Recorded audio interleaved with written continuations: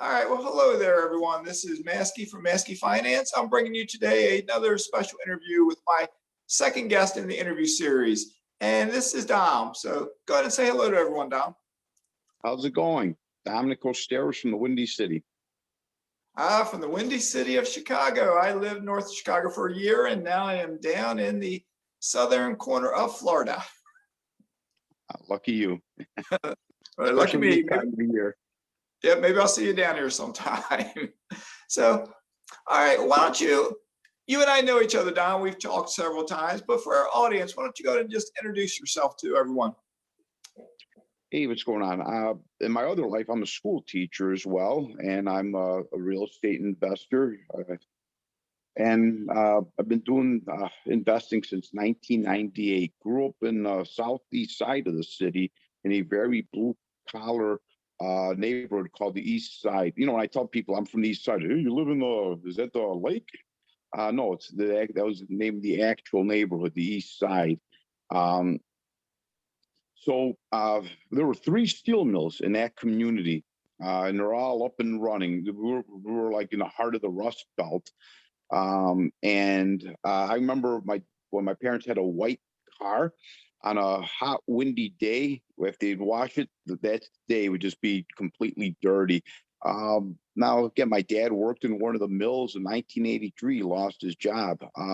That influenced who I am, because I realized that there's really no job security. It really ushered me to get a job,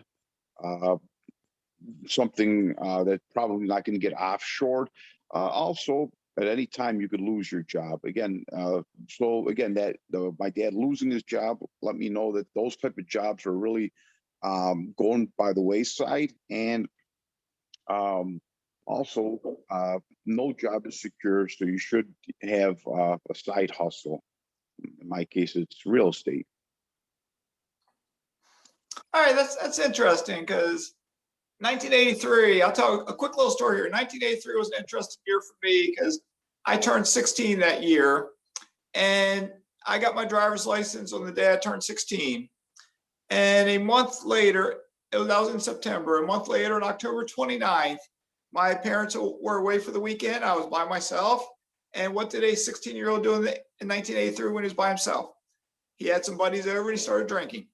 And then young Maskey went out and drove and promptly totaled his car and got arrested. So, yeah, but I learned from that, and it shaped me into the person I am today. So anyway, like always, I digress. We'll get back to you. So, all right, Don, well, tell us then. I forget what year you said you bought your first rental, but let's take us back to when you first bought your first rental house. How did you get interested, and how did it play out for you? You know, there was a guy who was 2 years older than me in the neighborhood. Just an average guy.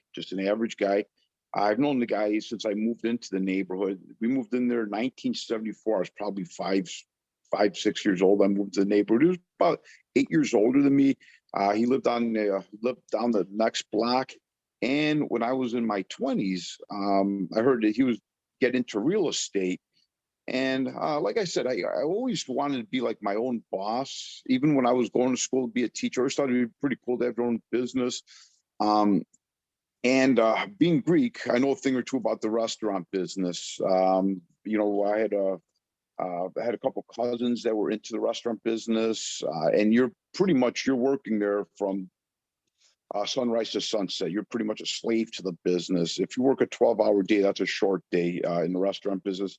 So I did not want to do that. I saw how much time he had. He was he was married, kids, and he was really enjoying his life. So I just started picking his brain. This was before, this was like in maybe 94, 95, before YouTube or before Al Gore invented the internet. So I didn't have any go-to, to talk to. So he was the guy I talked to. Again, he was a night watchman. So he had, from 10 to 5, he would work, and I would go there. I was single at the time. And I would just write down everything, take down copious notes. I'd go on ride-alongs with him. Saw how he interacted with tenants. He'd go to Home Depot, he'd buy this, he'd buy that. And again, I just had a wealth of knowledge with this guy. And when it came time to move out of my mom's house, he walked me through it. He said, you know, this is a starter house. Get an arm. You're probably not going to live for your whole life. The interest rates are cheap right now. And I saw how easy it was just to buy the first house. Again, my range of knowledge went from A to B before I met this guy here. So then after buying my own house in which I moved in, and I saw that I did this time, this was 1996, like October of 1996, I had a $350 mortgage. I mean, it was a dirt cheap. And at that time, he said, you know, if you rent this place, you could probably get $700, and then you get $350. I'm like, wow, I was just fascinated. You get like $300 at the end of the month. I'm like, wow, that really piqued my interest. That really, like, wow. So again, I kept hanging around with the guy. And in like late 1997, I bought my first rental property, and this is the one I was talking with Mike about in the same neighborhood. I lied and said I was going to live there, so I got a cheaper rate. Okay. Again, I saw how easy it was. And it went from there. I think it took me about a year to pull the trigger. Okay. And I mustered up the courage. I did. And then from there, once it's easy, I think the first one's probably always always the toughest one, the first one. Just get the butterflies out of the stomach. Yeah. I think once you get that out of the way, I think you're good to go. I agree. Because that's, I think you watch some of my videos, and a lot of times I'll talk about that first step. It takes courage to take that first step. But once you take it and make it, you'll find out it's not that difficult. And you take the first step, and then what do? You take a second step. And I know your story kind of, that's what you did. You bought your house to live in 1996, I think you said. By that time you were teaching, correct? Yes, I was, yes. Okay. And then you bought your first rental in late 1997. Yeah, I think it was late 97, or maybe like December of 97, I remember. Yeah. Okay. So over those, say the next 5 years, did you buy more rentals during that time period, or how'd that play out for you? Yeah, I bought 2 rentals. Within the next year, I bought 2 more in Hammond, Indiana, and Northwest Indiana. Okay. And I knew the realtor. They were turnkey. I bought his property. I bought his properties that he owned. So they were turnkey. And then I bought another property, and then I went a little higher and tried buying I bought a 4-unit, which kind of derailed me. It was arguably the worst block of Chicago. You probably had about 5 or 6 gangs fighting for position there. It was just a horrible area. Okay.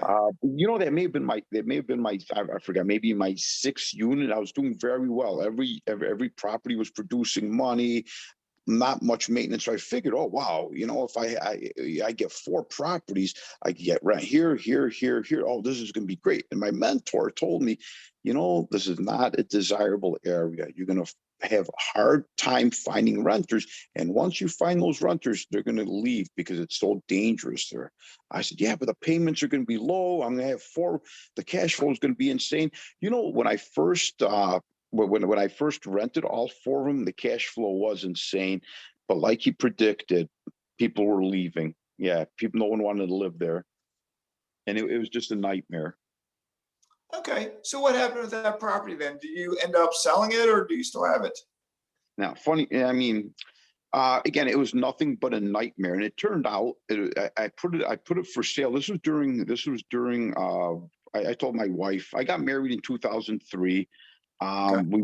I moved out of the house I lived. We got into a bigger house, and I told my wife, I just got to sell. This is just a headache.